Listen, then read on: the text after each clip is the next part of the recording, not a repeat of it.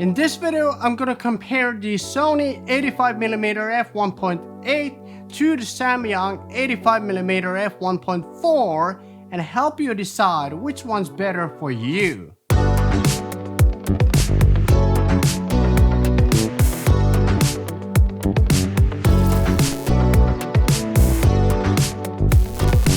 If you're looking for an affordable 85mm lens for your Sony full-frame camera, then I believe that one of these two lenses is a great option. Whether you're a videographer first or want to take great portraits as well, both of these lenses are great. Okay, real quick, let's get the price out of the way. So the Sony costs around $548 US and the Samyang costs around $539, so the price is essentially the same.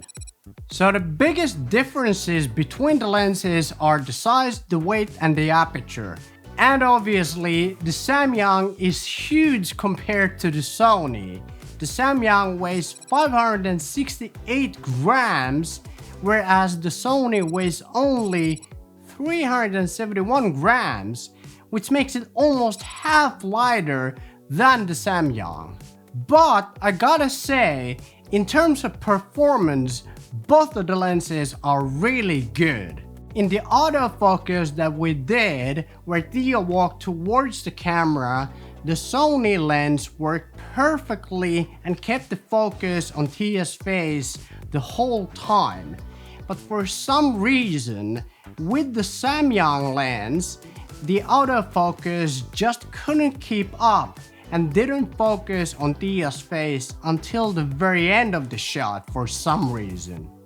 But in the second test where Thea walked from the side into the frame, the autofocus worked perfectly with both lenses, which is really great. The image quality of both of the lenses is really impressive, but if we zoom in and have a closer look at the footage, the Sony has clearly a bit more of a digital sharp look, which makes it look more kind of a video look.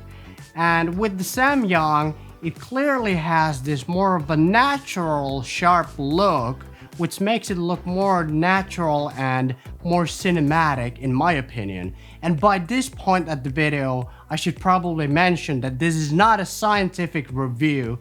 These are just my own opinions based on my own user experiences.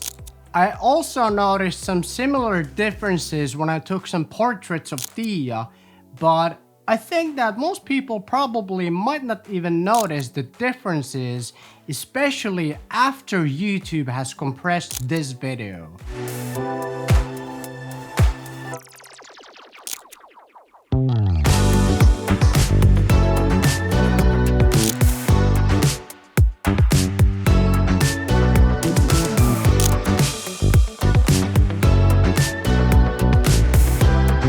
Also, if you saw my previous vlog, you might have noticed that I took some awesome photos using the Samyang 85mm F1.4 lens with my Sony a6600 crop sensor camera, and I think that those portraits are one of the best photos that I've ever taken. So I really like that Samyang lens.